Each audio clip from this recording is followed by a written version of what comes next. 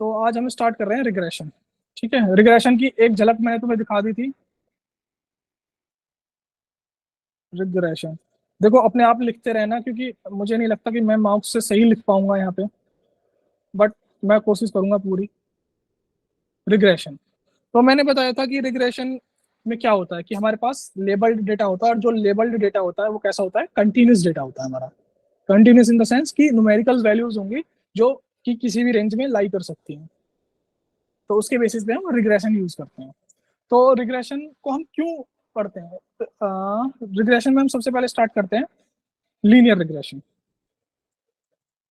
ये आपने कहीं भी देखा होगा, सबसे पहले कोई भी कोर्स हो या कुछ भी हो, सबसे पहले लीनियर रिग्रेशन पढ़ाया जाता है। क्यों पढ़ाया जाता है? क्योंकि एक तो सबसे पहले ये इजी है, अच्छे से समझ में आ जाता है। अब एक चीज, जब तुम किसी चीज में डीप डाइव कर रहे हो, अगर तुम सिंपल चीज को पहले सीखोगे ना, तो क्योंकि हर चीज का बेस एक ही होता है, सिंपल चीज से ही बेस बनता है, तो इसलिए इसको सबसे पहले पढ़ाया जाता है। और इसलिए हम इसी से स्टार्ट करेंगे, क्योंकि हम अपना बेस बनाएंगे कि एक्चुअली में मशीन लर्निंग एल्गोरिदम्स चलती कैसे हैं। और दूसरा, इसका जो फाउंडेशन काफी इजी है, मतलब हम आराम से समझ सकते हैं। खाली लीनियर लीनियर एल्जेब्रा तो नहीं करूंगा मैं, लीनियर एल्जेब्रा ही यूज होता है, तो उसके बेसिस पे हम डायरेक्टली यूज कर सकते हैं। ठीक है, तो अब आता है कि लीनियर रिग्रेशन होता कितने टाइप का है। तो लीनियर रिग्रेशन जो होता है वो होता है लीनियर सॉरी लीनियर रिग्रेशन। तो लीनियर रिग्रेशन में जो हम पढ़ेंगे वो होगा, एक होगा सिंपल लीनियर रिग्रेशन,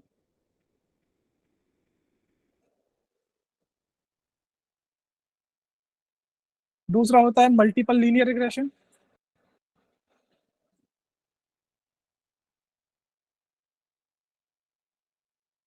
ठीक है ना? अपने कौन अपने हिसाब से लिखते रहना तुम। तो तीसरा होता है पॉलिनोमियल पॉलिनोमियल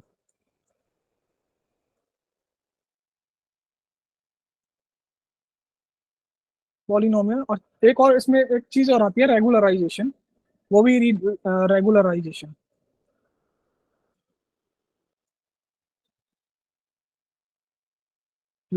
ठीक है, तो ये चार होती हैं। रेगुलराइजेशन में भी तीन होती हैं। एक होती है लासो, एक होता है रिज, RID जी, रिज। और चौथा होता है इलास्टिक नेट।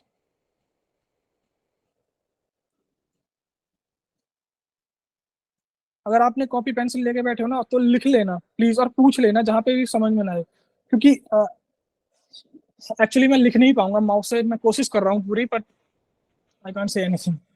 ठीक है, तो सबसे पहली होती है सिंपल। सिंपल का हमने लास्ट क्लास में भी देखा था। सिंपल में क्या होता है, हमारे पास एक टारगेट वेरिएबल होता है और एक इंडिपेंडेंट वेरिएबल। हम जो फीचर्स होते हैं उनको इंडिपेंडेंट, मैंने बताया था, इंडिपेंडेंट वेरिएबल बोलते हैं, और प्रिडिक्टर्स बोलते हैं, और वो बोलते हैं, क्या बोलते हैं, डिपेंडेंट इंडिपेंडेंट वेरिएबल, फीचर्स और प्रेडिक्टर्स। ये तीन टर्म्स हम इंटरचेंजली यूज करते हैं इनके लिए। ठीक है, तो सिंपल लीनियर रिग्रेशन में जैसे मैंने बताया था कि एक CGP होगा, और पैकेज कितने का लगा, इस टाइप का हमारा डेटा होगा, जिसमें एक फीचर होगा और एक टारगेट होगा। मल्टीपल लीनियर रिग्रेशन में क्या होगा कि इसमें जो फीचर्स होंगे मेरे मल्टीपल्स होंगे। लाइक मान लो कि जैसे CGPA लिया था मैंने, फिर 12th में कितने मार्क्स रहे होंगे उसके, फिर उसका IQ कितना है। These are kind of multiple features. और टारगेट वेरिएबल हमारा एक ही होगा, पैकेज। तो इसका इस तरह की को बोलते हैं मल्टीपल लीनियर रिग्रेशन। ठीक है, अब आता है पॉलिनोमियल रिग्रेशन। पॉलिनोमियल में क्या होता है कि जैसे हमने देखा था कि हमारा डेटा अगर लीनियर है, सॉर्ट ऑफ लीनियर बोला था जो मैंने, तो हम लाइन प्रिडिक्ट करने की कोशिश करते हैं।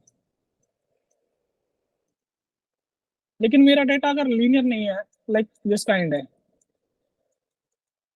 तो उसके इसमें हम पॉलिनोमियल रिग्रेशन यूज करते हैं। दिस काइंड ऑफ कर्व मेरा बनता है। रेगुलराइजेशन का मैं अभी तुम्हें कोई इंट्यूशन नहीं दूंगा, हम इसको बाद में देखेंगे। ठीक है, इसमें कोई डाउट कि सिंपल, मल्टीपल और पॉलिनोमियल रिग्रेशन में क्या होता है? सर वो रेगुलराइजेशन में लासो और रेज और उसके बाद क्या लिखा है? Elastic net.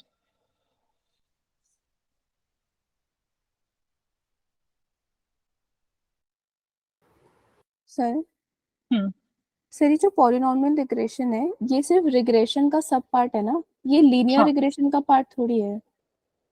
ये लीनियर रिग्रेशन ही बोलते हैं इसे, बट मुझे भी आज तक मुझे भी पता नहीं चला इसका, इसको लीनियर को बोलते हैं, बट ये मतलब इसको लीनियर रिग्रेशन के तो दो ही पार्ट्स होने चाहिए, सिंपल और मल्टीपल, और हाँ हाँ पॉलिनॉमियल रिग्रेशन अलग होना चाहिए शायद। हाँ, शायद अलग होना चाहिए, बट इसको लीनियर रिग्रेशन की टर्म में ही रखते हैं। Okay sir. ठीक है, तो चलो हम स्टार्ट करते हैं पहले सिंपल लीनियर रिग्रेशन। देखो हमारा मोटिव क्या है कि मैं एक ऐसा मॉडल बनाऊं, मॉडल यानी कि फंक्शन, ये मेरा मॉडल है, सिंपल लीनियर रिग्रेशन पढ़ रहे हैं, ठीक है। मैं यहाँ से सीजीपीए दूं और यहाँ से मुझे पैकेज पता चल जाए कितने का पैकेज में पैकेज लगाए मेरा, तो ये मेरा क्या होगा, ये मेरी मॉडल होगा, ये मैथमेटिकल फंक्शन निकल के आएगा। हर मशीन लर्निंग का यही कॉन्सेप्ट होता है। मैं यहाँ से फीचर्स दूं, मैं मुझे फीचर्स पता चल जाए, तो मेरी मशीन लर्न करती है इस मॉडल को, यानी कि इस मैथमेटिकल फंक्शन को निकाल के देती है कि ऐसा मैथमेटिकल फंक्शन निकालती है कि मेरा ये जो है जितना से जितना हो सके बेटर हो, मेरी एक्यूरेसी हो सके जितना से जितना बेटर हो।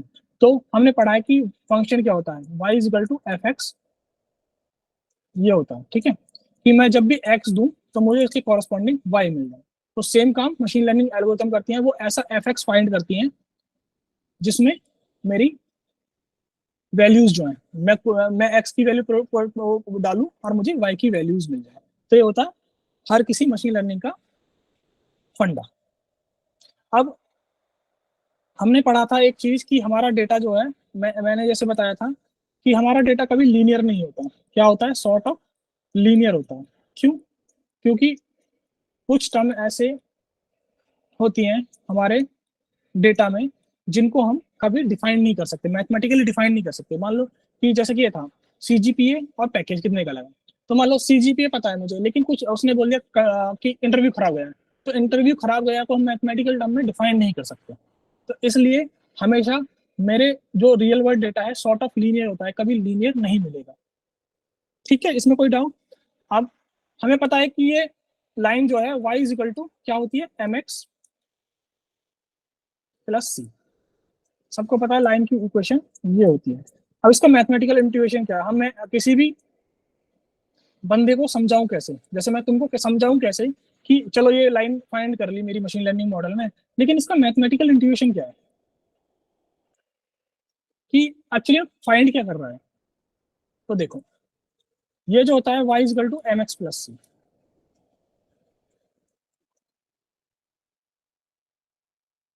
ठीक है, इसको हम क्या बोलते हैं, स्लोप, और ये मेरा क्या होता है, इंटरसेप्ट। अब कुछ देर के लिए कंसीडर करो सी को जीरो समझो, सी को जीरो समझो, तो मेरा ये डेटा है, ठीक है, ये मेरा डेटा है, this kind of my data,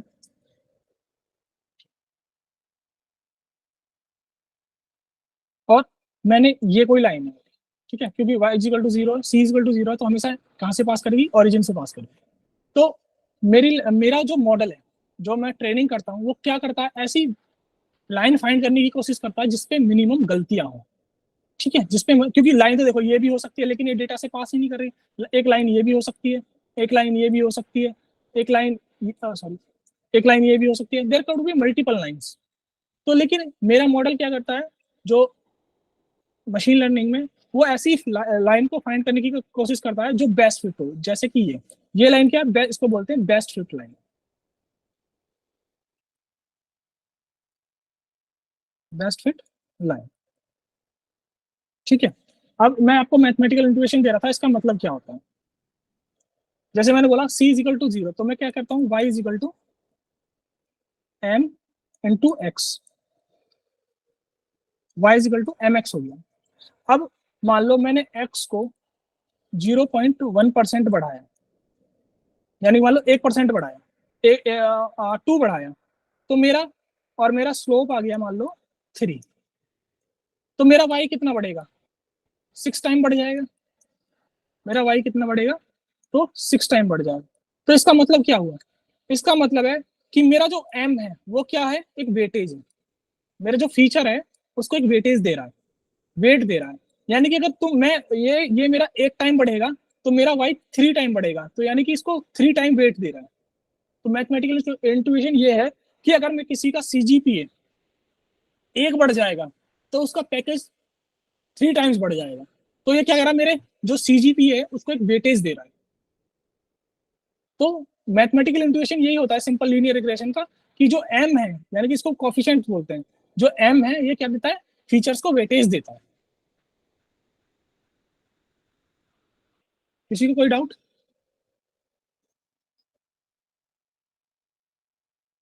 किसी को कोई डाउट इसमें, क्या मैं समझा पाया? Yes sir. ठीक है, तो एम का मतलब ये क्या होते हैं, इनको हम बोलते हैं फीचर्स। तो ये फीचर्स होते हैं, फीचर्स को वेटेज दिया जाता है कि मेरा मान लो मेरे पास, अब जैसे मैं मल्टीपल लीनियर में मेरे पास 10 फीचर्स हैं, तो हर एक फीचर का अपना वेटेज होगा कि मेरे इस चीज को फाइंड करने में इसका कितना वेटेज है। तो सीजीपी के ज्यादा वेटेज रहेगा, मार्क्स का ज्यादा वेटेज रहेगा, तो वो डिपेंड करता है किसी चीज का पैकेज लगने में। मान लो कोई कंपनी है, कोई कंपनी अच्छी है, वो सीजीपीए देख के ही सिर्फ आपको हायर कर लेती है, लेकिन कुछ कंपनियां सीजीपीए और मार्क्स दोनों को देखती है। तो वो वेटेज होता है हर एक फीचर्स का। तो मैथमेटिकल इंट्यूशन यही है कि जो ये एम है ये क्या करता है, एक्स को वेटेज देता है। लेकिन हम फिर सी को क्यों रखते हैं, हम सी को क्यों रखते हैं? एनी गैसेस कोई बता पाएगा? जब हमारा पैकेज पे डिपेंड कर रहा है तो हम सी को क्यों रख रहे हैं? तो देखो, अगर मैं मान लो कि y is equal to M X plus C है, यानी कि मेरा ये पैकेज है और ये सीजीपी है। ठीक है, मान लो किसी का सीजीपीए 0 है, सॉरी ऐसे नहीं, सॉरी, तो इससे नहीं, दूसरे एग्जांपल से कंसीडर करें।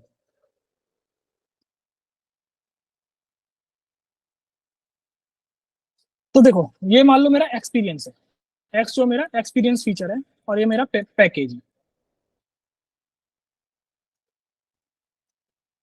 तो मान लो किसी का अगर एक्सपीरियंस 0 होगा तो ये वाली टर्म तो 0 हो जाएगी। अगर मैं सी को नहीं रखूंगा तो ये टर्म होगा, तो इसका यानी कि इसका मतलब क्या हुआ, y इज इक्वल टू 0, यानी कि उसका कोई पैकेज नहीं लगेगा। तो ये तो मैथमेटिकली गलत है ना, लॉजिकली भी और मैथमेटिकली गलत है ना, कि ऐसा तो है नहीं जिसका एक्सपीरियंस नहीं उसका पैकेज बिल्कुल ही नहीं लगे।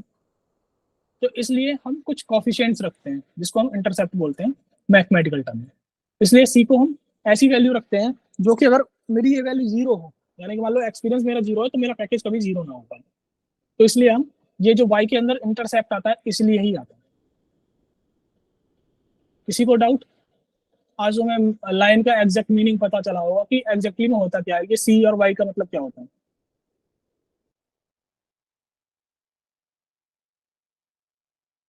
हम लोग पढ़ तो लेते हैं y equal to mx c होता है, लेकिन इसका मैथमेटिकली इंट्यूशन क्या है, एक लॉजिकल टर्म में अगर अपनी रियल लाइफ में देखें तो इसका यूज कैसे होता है। तो सी को हम इसलिए ही रखते हैं इंटरसेप्ट कि अगर मेरा ये वैल्यू 0, तो ये मेरी कभी, क्योंकि देखो रियल लाइफ में बहुत सारी ऐसी प्रॉब्लम है कि अगर मान लो जैसे मैंने अभी एक्सपीरियंस का दिया, तो एक्सपीरियंस अगर मेरा 0 होगा तो ऐसा तो नहीं है कि मेरा पैकेज बिल्कुल ही नहीं लगा, बिल्कुल 0 हो जाए, ऐसा तो कभी नहीं होगा ना, पॉसिबल नहीं है। तो उसके लिए हम मैथमेटिक्स में इसको यूज करते हैं, एक कांस्टेंट टर्म को, सी को। ठीक है, किसी को कोई डाउट इसमें? ओके, अब एक चीज देखते हैं कि हमारा जो वाई और बी का कैसे फाइंड करें। ठीक है, तो हमारे देखो, हाँ हाँ, मैंने बताया था अभी कि एक लाइन फाइंड करने की कोशिश करता है। तो देखो y is equal to M X plus C में x मुझे पता होता है क्योंकि मेरा कितना x क्या है, मेरा सीजीपी, और पैकेज मुझे पता होता है। तो मेरी एल्गोरिथम क्या करती है, मेरी एल्गोरिथम इन दोनों चीजों को फाइंड करती है, m और c को। तो वो ऐसा m और c फाइंड करती है कि जो कि मेरी लाइन जो है मेरे डेटा से होकर गुजरे। सर हम्म, सर हमको कैसे पता चलेगा कि इसमें लीनियर लाइन ही फिट करना है? अभी तो बताया मैंने, जब एक फीचर हो हमारा, एक टारगेट वेरिएबल हो और मेरा टारगेट वेरिएबल कंटिन्यूअस हो, तो हम कौन सा यूज करेंगे? लीनियर रिग्रेशन यूज करेंगे ओके ना। सर। समझे? Yes sir. हाँ, तो हमारा मेरे पास एक टारगेट वेरिएबल है, एक फीचर है, उसमें भी मेरा टारगेट वेरिएबल कंटिन्यूअस है, तो मैं कौन सा यूज करूंगा? लीनियर रिग्रेशन यूज करूंगा। ठीक है, तो ये ऐसा, क्योंकि देखो ये भी लाइन हो सकती है, इसका एम और बी कुछ और रहा होगा, एक ये भी लाइन हो सकती है, इसका एम और बी कुछ रहा होगा, लेकिन मेरा मॉडल क्या फाइंड करता है? ऐसी एम और बी फाइंड करने की कोशिश करता है कि जिसके लिए ये जो है बेस्ट फिट लाइन है। बेस्ट फिट लाइन हम कैसे कह सकते हैं? बेस्ट फिट लाइन का मतलब क्या है? बेस्ट फिट लाइन का मतलब ये है कि मान लो ये मेरा डेटा है और मेरी लाइन ये है, तो हम ये जो डिस्टेंस होती है, ये डिस्टेंस होती है, ये डिस्टेंस कहती हो कैसी होती है? ऑर्थोगोनल डिस्टेंस होती है। ऑर्थोगोनल मतलब परपेंडिकुलर डिस्टेंस होती है फ्रॉम लाइन।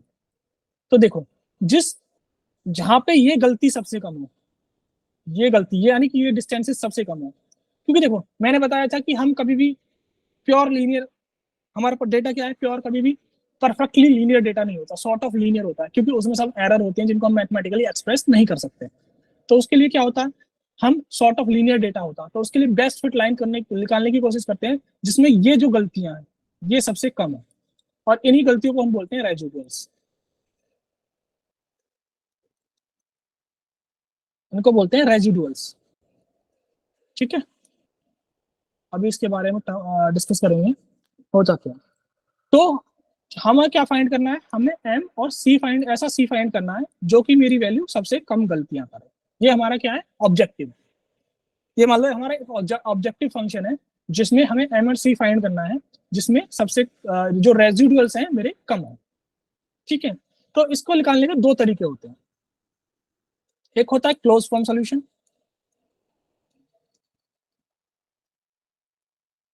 क्लोज फॉर्म, और एक होता है नॉन क्लोज फॉर्म सोल्यूशन।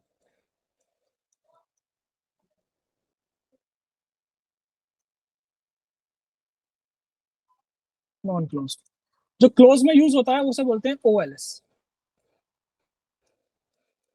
इसका नाम होता है ordinary least square. Ordinary least square, और इसमें जो यूज होता है वो होता है ग्रेडियंट डिसेंट।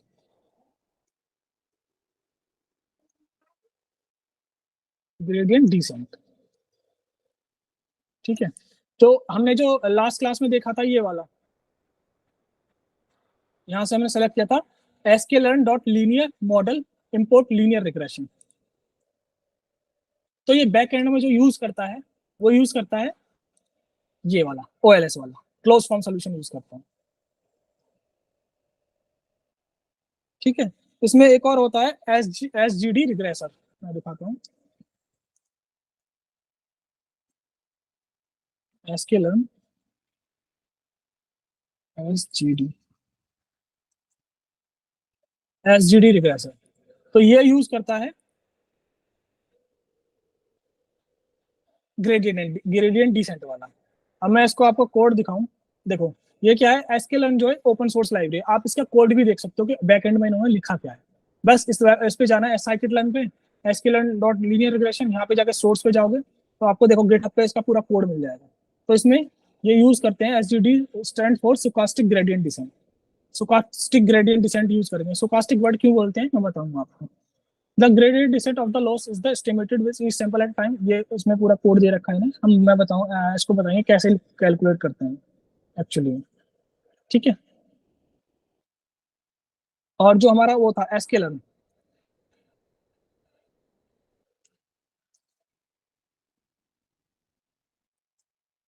लीनियर रिग्रेशन, इसमें यूज करते हैं OLS,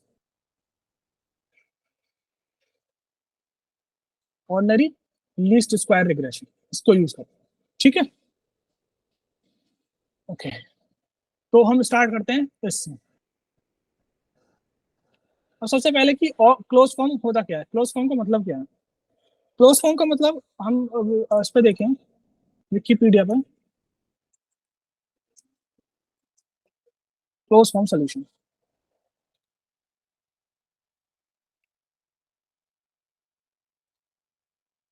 An equation is said to be closed form solution. It solves given problem in terms of function and mathematical operation from a given generalized accepted set.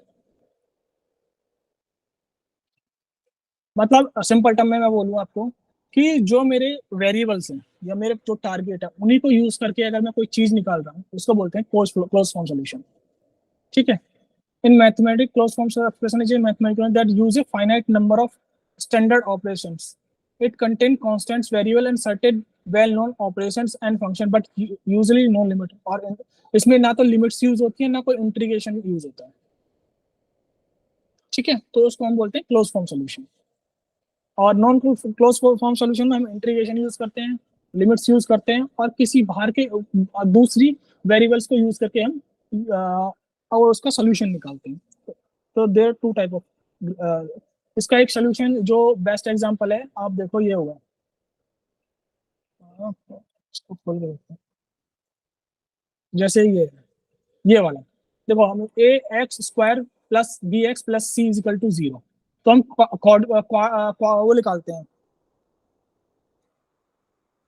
Roots निकालते हैं। तो roots निकाल के हम जो इसके वेरिएबल्स हैं उनको ही यूज करते हैं, तो इसको बोलते हैं क्लोज फॉर्म सॉल्यूशन होता है। किसी को कोई डाउट इसमें क्लोज फॉर्म सॉल्यूशन में? इसका उल्टा होता है नॉन क्लोज फॉर्म सॉल्यूशन। तो हम स्टार्ट करते हैं क्लोज फॉर्म सॉल्यूशन से, जिसमें हमारा आता है ओएलएस। ठीक है, ओएलएस से स्टार्ट करते हैं। तो मैं आपको बता दूं, जो बी जो आएगा, बी होता है y equal to Y bar minus M X bar, ये आता है बी। और एम होता है I is equal to 1 to N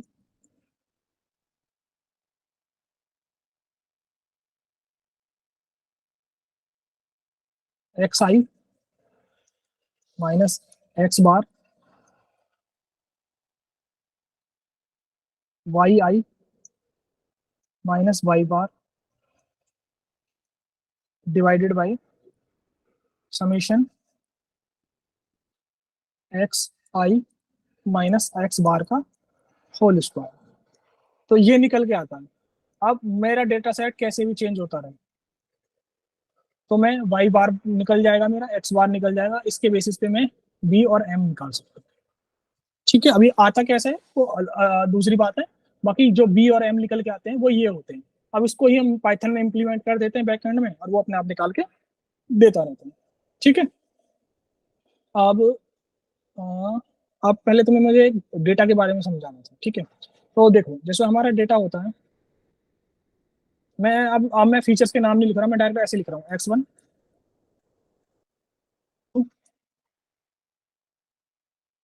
x3 x। अभी तो हम एक्स एक्स सिंगल वाले के लिए यूज कर रहे हैं ना। ठीक है, इसको हटा दो। तो मान लो हमारा x होगा और ये y होगा। ठीक है, तो यहाँ पे मल्टीपल रोज होंगे। ठीक है, तो मान लो मेरे पास n रोज है, n is equal to number of rows. Rows मतलब जैसे मैंने अभी आपको दिखाया था ये वाला, कि मेरे पास ये डेटा है, ये वाला डेटा, तो नंबर ऑफ रोज है जो मेरे डेटा की शेप होगी, तो वहां से आप को नंबर ऑफ रोज मिल जाएंगे।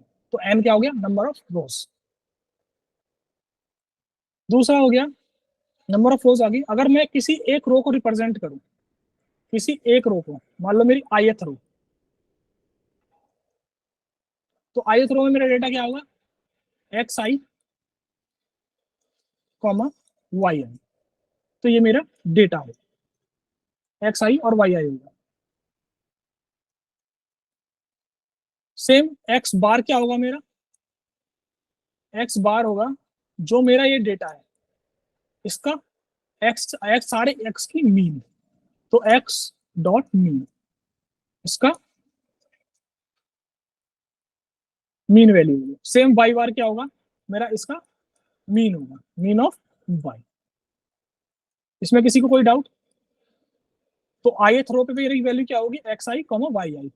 आई का मतलब है अगर मान लो 23rd रो लेनी है तुम्हें, तो 23rd रो पे मेरा क्या डेटा होगा, एक्स 23rd पे, क्योंकि जीरो से इंडेक्सिंग स्टार्ट होती है इसमें पाइथन में, तो यहाँ से 0 1 2, यानी 23rd पे मेरी कौन सी रो होगी, 24th रो होगी। तो उसकी वैल्यू निकाल के मुझे ये दे देगा कि इस वैल्यू पे मेरा क्या वैल्यू। कोई डाउट इसमें किसी को?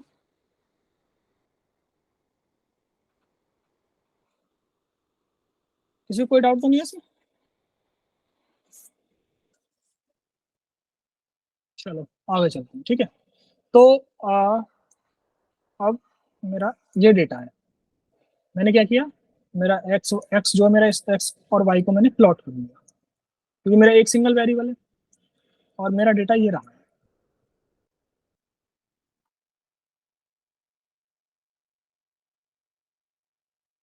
तो मुझे ऐसी लाइन फाइंड करी है जो उसकी सबसे कम हो।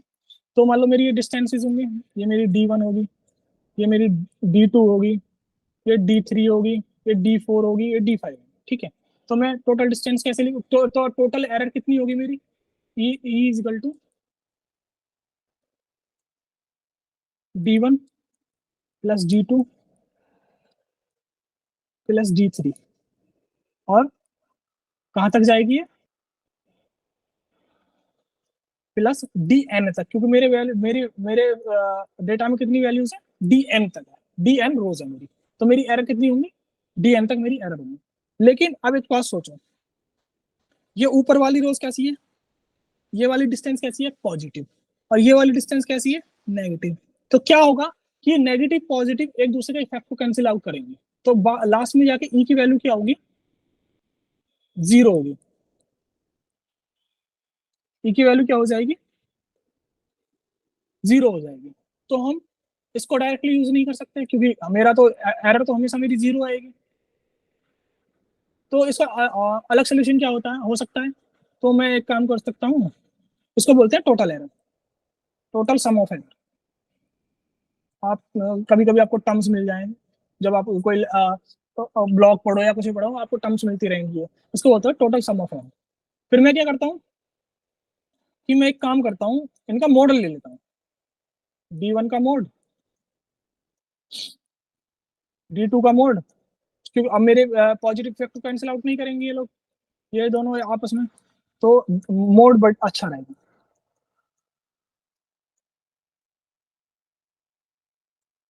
ठीक है। तो ये मेरा हो सकता है, लेकिन इसमें एक प्रॉब्लम होती है कि हम अभी देखोगे आप, हम इसको भी डिफ्रेंशिएट करेंगे, और आपको पता है कि जो मॉड फंक्शन है वो 0 पे डिफरेंशिएबल नहीं होता, ये आपको अच्छे से पता है ना? Hello, yes sir. हाँ। Yes sir. तो मोड फंक्शन जो है 0 पे डिफरेंशिएबल नहीं होता, तो हम इसको यूज नहीं करते, इसको भी कैंसिल आउट कर देते हैं। तो हम क्या करें, हम इसका क्या करते हैं, स्क्वायर कर लेते हैं, स्क्वायर डिस्टेंस ले लेते हैं, D1 का स्क्वायर, D2 का स्क्वायर प्लस D3 का स्क्वायर, ऐसे ही DN तक हम स्क्वायर ले लेते हैं। अब आप बोलोगे कि स्क्वायर इसका क्यूब क्यों नहीं ले लिया, क्वाड क्यों नहीं ले लिया, अब जब 2 से काम चल रहा है तो इतना आगे क्यों जाना, तो इसलिए हम इसका स्क्वायर ले लेते हैं, और इसी एरर को बोलते हैं total square distance, yes, total sum of square distance, total sum of square distance, TSS बोलते हैं इसको। और ये क्या होती है, total sum of total sum of error, total sum of error, ठीक है। यहां तक किसी को कोई डाउट?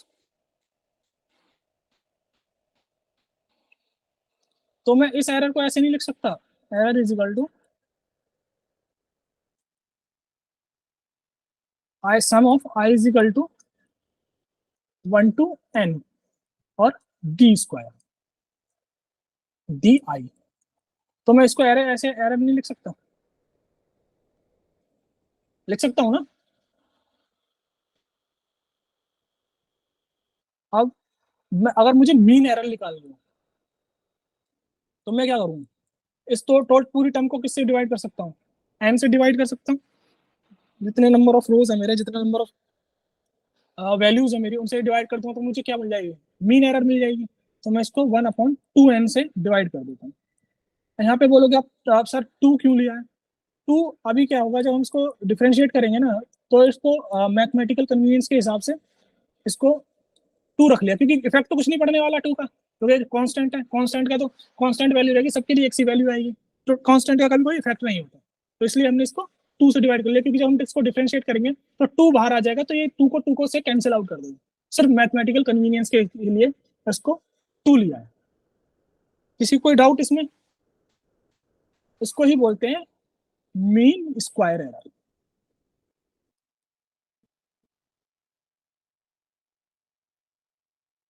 Mean square error.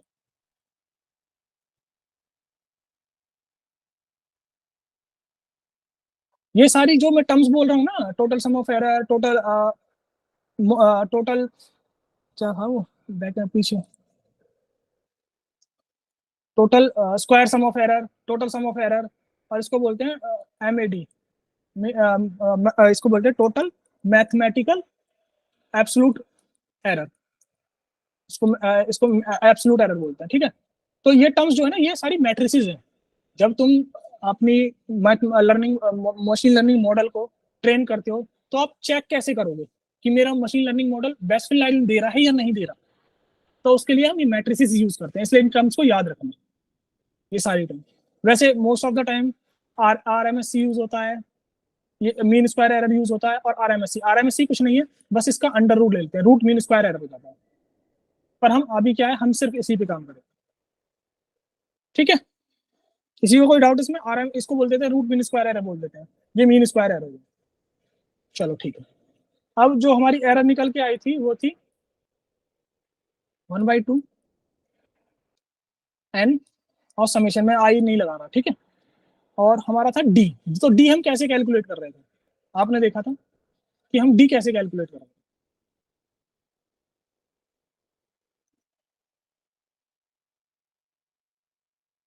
ये देखो, मैं कह रहा था ये डिफरेंस निकाल रहे थे। तो मान लो ये मेरी वैल्यू यहाँ पे एग्जैक्ट वैल्यू है, तो मैं इसको वाई बोलूंगा, जो मेरी वैल्यू है। सॉरी, ये जो है मेरी वैल्यू, इसको वहीं पे बनाता हूँ। ये मेरा डेटा है, ये मेरी लाइन है, ये मेरा डेटा रहा होगा, ठीक है। और मुझे जो मिला है वो ये, तो ये डिस्टेंस है डी। तो ये मेरी एग्जैक्ट वैल्यू है, जिसको मैं वाई बोल रहा हूँ। और ये वैल्यू जो मेरी है, जो मॉडल ने प्रिडिक्ट की है, ये मेरी क्या होगी, वाई हैट होगी। मैथमेटिक्स मशीन लर्निंग में वाई हैट बोलते हैं इसको। तो अगर मैं इन दोनों का डिफरेंस ले लूँ तो मुझे ये डी मिल जाएगा। तो डी क्या होगा मेरा, D is equal to Y minus Y है, ये मेरा डिफरेंस होगा। इसको हम क्या बोलते हैं, रेजिडुअल बोलते हैं।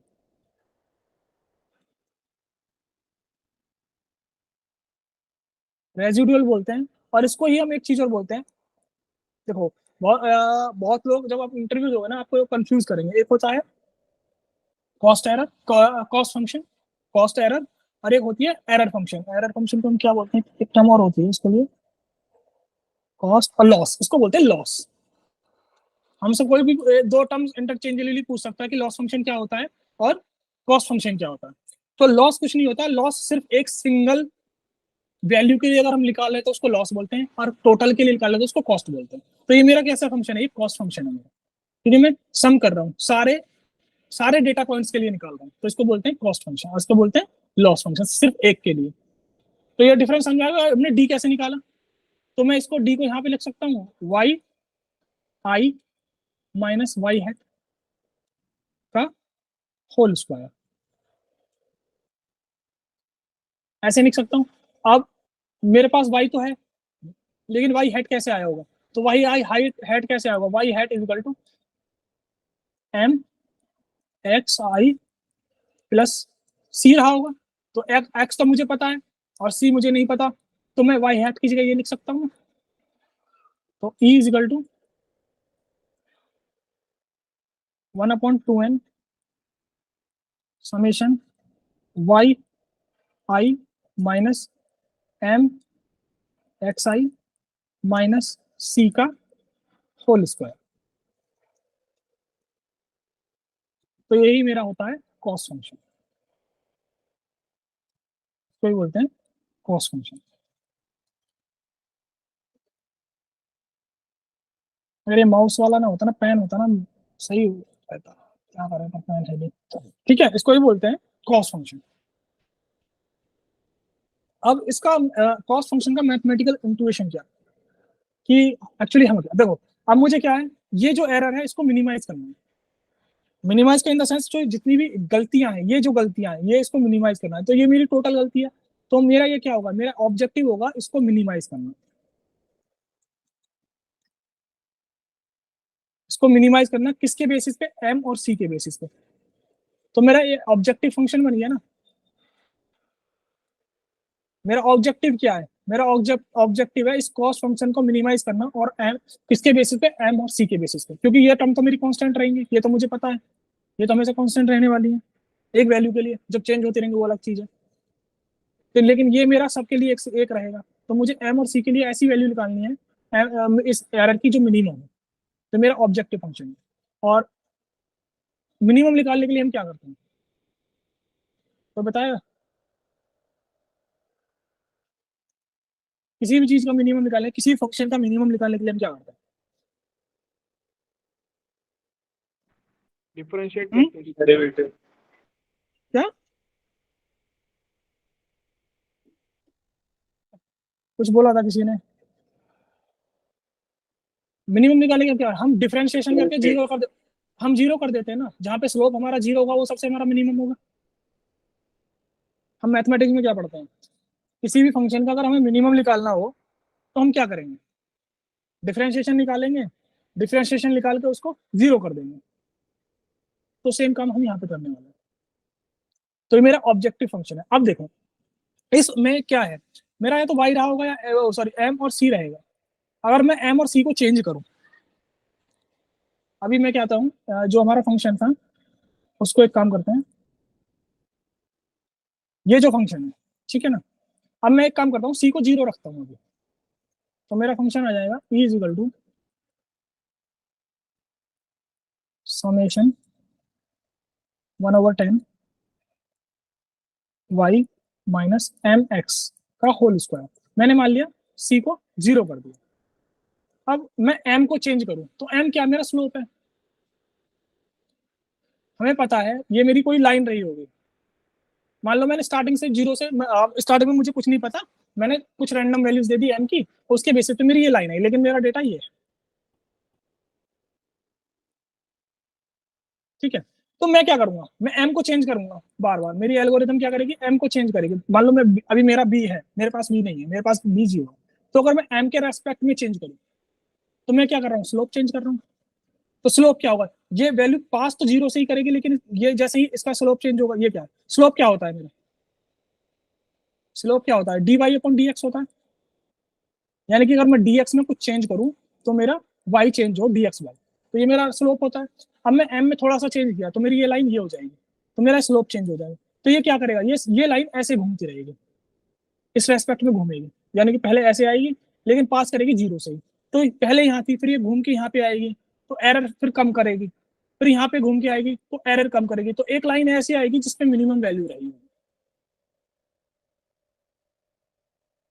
ठीक है, तो m के रेस्पेक्ट में ऐसे चेंज होगा, और ई के बी के रेस्पेक्ट में कैसा होगा, बी क्या है मेरा, अगर मैं एम को जीरो, अगर बी के रेस्पेक्ट में देखो, बी क्या है मेरा, इंटरसेप्ट है।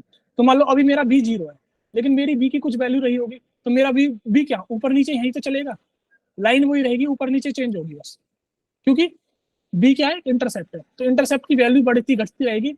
तो मैं क्या, जब मेरी एरर होगा, जब मेरी एल्गोरिथम चलेगी, वो क्या करेगी, एम को भी एम की साइड में भी चलेगी और बी की साइड में चलेगी। यानी कि पहले ये लाइन थी, अब ये लाइन ऐसे रहेगी, फिर ऐसे रहेगी, फिर ऐसे रहेगी। तो एक इस टाइप से चलते चलते वो एक ऐसी लाइन पे पहुंचेगी जहां पे ये सबसे जो एरर है ये सबसे मिनिमम हो। यही हमारा एल्गोरिथम बैक एंड में करती है, एम और बी के रेस्पेक्ट में चेंज करती रहती है उसको। एम के रेस्पेक्ट में कैसे चेंज होगा, सिर्फ स्लोप चेंज होता रहेगा, स्लोप यानी कि झुकाव इसका।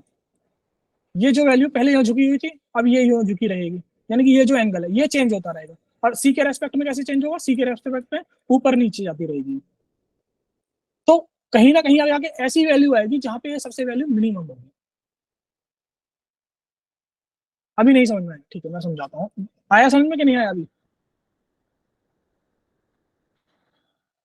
बोल दो कोई तो। सर एक बार और बता दीजिए। हाँ एक बार और बताता हूँ। देखो मेरे पास क्या है, मेरे पास m है और b है, मैं अभी b को 0 मान रहा हूँ, ठीक है। तो मेरा जो एरर फंक्शन है वो कुछ ऐसा रहेगा, अभी 1/2n को छोड़ दो, हम डायरेक्ट ये लेते हैं, y equal to y minus M X minus B, B मेरा 0 है, अभी ये वैल्यू रही होगी मेरी, ठीक है। तो मैंने y m की कोई वैल्यू लेकर चला, मान लो m इक्वल टू 3, ठीक है। तो इस m की वैल्यू 3 रखी, y मुझे पता है, x मुझे पता है, तो मैंने यहाँ पे मेरी एक एरर आ गई, ठीक है। एक एरर ये रहेगी, मान लो कि m की वैल्यू कितनी 3 थी, तो मेरी एरर 10 आ गई, और मेरा डेटा कुछ ऐसा रहा है। और मान लो ये लाइन जो है ये वाली लाइन है, ठीक है। अब मैं m की वैल्यू 3 से मान लो 10 कर दिया, यानी कि स्लोप बढ़ा दिया, तो इसको सॉरी घटा दिया, -2 कर, मैं 2 कर दिया। 2 करने पे ये लाइन कुछ ऐसे आ जाएगी, क्योंकि देखो स्लोप में क्या होगा, झुकाव चेंज होगा, यानी कि जो एंगल है इसका ये चेंज होगा।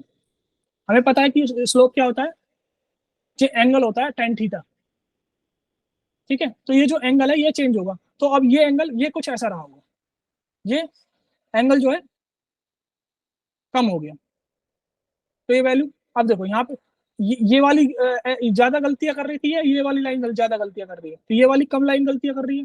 तो जब मैं m की वैल्यू 10 की इसमें 2 इसमें रखूंगा, तो मुझे एरर कुछ कम देगा इससे। तो मान लो मेरी एरर यहाँ पे आएगी, पहले मेरी 10 थी तो मेरी एरर क्या रहेगी, 8 रहेगी, तो मेरी वैल्यू यहाँ पे रहेगी। फिर ऐसे करते हुए फिर इसकी वैल्यू को मैं कम करूंगा, मान लो 1 कर दिया, तो अब मेरी जो लाइन है ये वाली लाइन आ गई, जो कि बेस्ट फिट लाइन है, तो वो कुछ यहाँ पे आई होगी, तो उसने और एरर कम कर दी है। तो मान लो ये 5 रही होगी, ये सॉरी 1 है, और ये मेरा 5 एरर रही होगी, ठीक है। तो ये देखो मेरी वैल्यू डिक्रीज हो रही है, एरर की वैल्यू, लेकिन फिर क्या होगा, फिर एम को अगर मैं फिर से बढ़ाऊंगा तो ये फिर ऐसे जाएगा, ओवरशूट करने लगेगा, तो मेरी वैल्यू फिर से मेरी एरर बढ़ने लगेगी। तो इस टाइप का एक ग्राफ बनेगा। तो एक वैल्यू मेरी यहाँ पे ऐसी आएगी जहाँ पे इसकी वैल्यू जो ये मेरा फंक्शन है, तो ये कि देखो क्वाड्रेटिक फंक्शन है, तो इसलिए इसने ऐसा शेप बना रहा है। तो एक वैल्यू मेरी ऐसी रही होगी जहाँ पे ये वैल्यू 0 रही होगी, यानी कि इसका स्लोप जो है 0 रहा होगा एम की वैल्यू, किसके रेस्पेक्ट में, एम के रेस्पेक्ट में। समझ में आया, कोई डाउट किसी को? अब क्लियर है सर। क्लियर है, ठीक है। अब हम बी के रेस्पेक्ट में देखते हैं, तो सेम लेते हैं हम, इज इक्वल टू